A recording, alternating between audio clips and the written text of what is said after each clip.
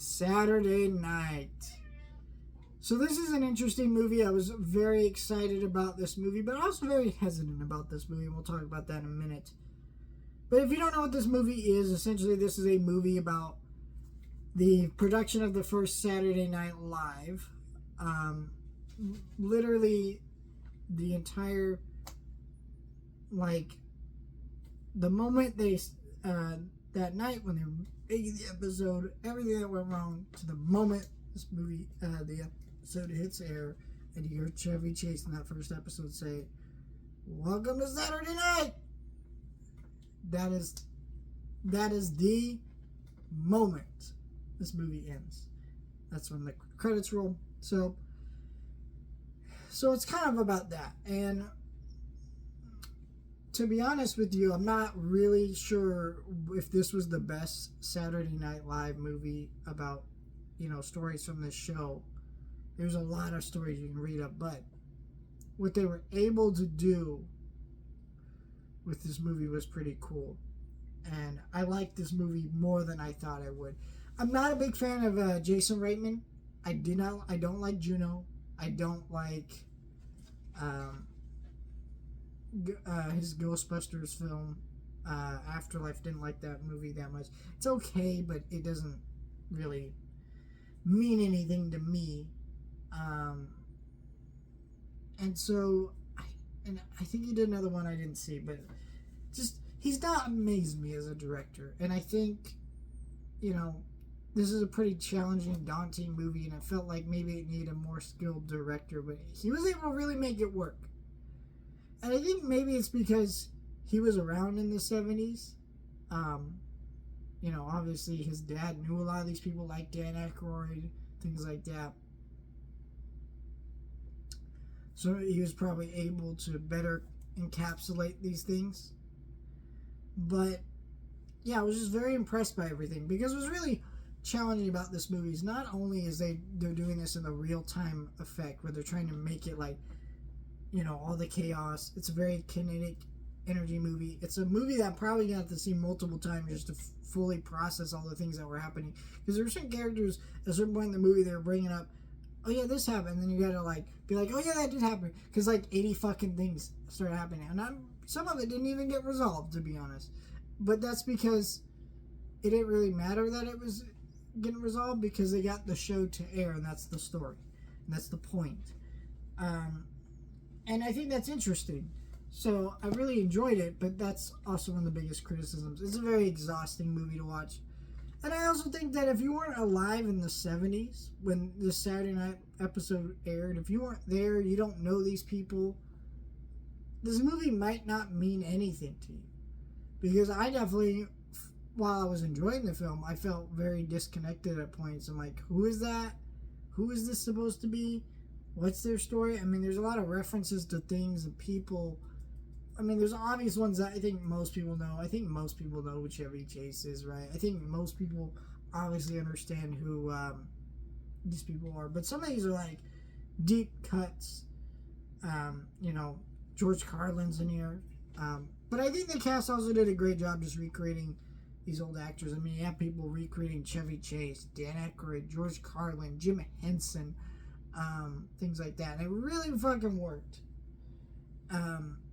Some of these actors, I was surprised how much they look like them. Other ones, well, they didn't look like them. They sounded like them, and they were able to encapsulate them. So, I don't know. It really worked for me. The movie also had a really great 70s grainy aesthetic. Really looked like a film from the 70s.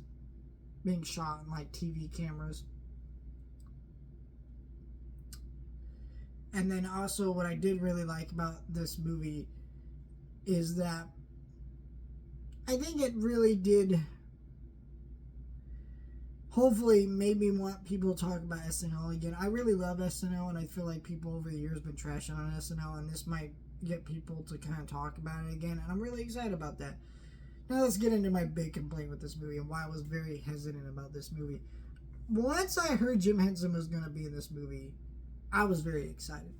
I love Jim Henson. Jim Henson is a legend. He's a man that does not get credit for all the things he's done for society, for people as a whole, or just being the talented creative he was.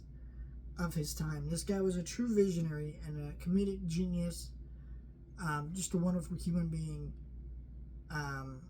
And so when he went out there and gave us all that, I just was like, okay. And the actor who was playing him, forgetting his name, he really looked the part. The guy who plays Jim Henson actually of this movie, he sounds like Jim Henson. He looks just like him too. So they got that part down. Where this movie falters with Jim Henson is it's really fucking terrible how they portray Jim Henson in this movie. Because first of all, they portray him as a guy who can't take a sex joke. Like a lot of the Saturday Night Live crew is very vulgar in their sense of humor. They're very sexual, a lot of dick jokes and other things, right? Which is fine. But they portray like Jim Henson really can take that kind of humor. There's a point where he says, "This is horse crap" or something like that. I forget what he said, but then someone's like, "language." I'm like, Jim Henson was like, yeah, he was a nice guy and he made a lot of kid shit, but like, he wasn't against that. Original Muppets show pilot was like, I forget what it's called, like Sex and something. You can look this up, that's true.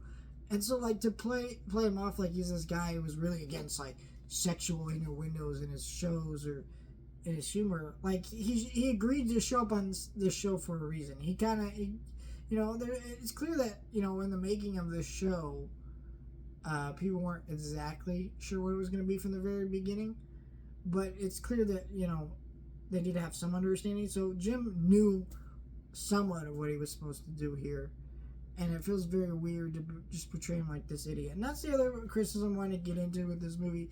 I do feel like I don't know how much of this stuff was factual, but there were just moments of like, we're really stretching the plot here. Like finding Jim Belushi or John Belushi. I always mix them up. But anyways, they find him at like an ice rink, and it's just like, what? Like he stormed off, and then they find him at an ice rink, and it was just like, what?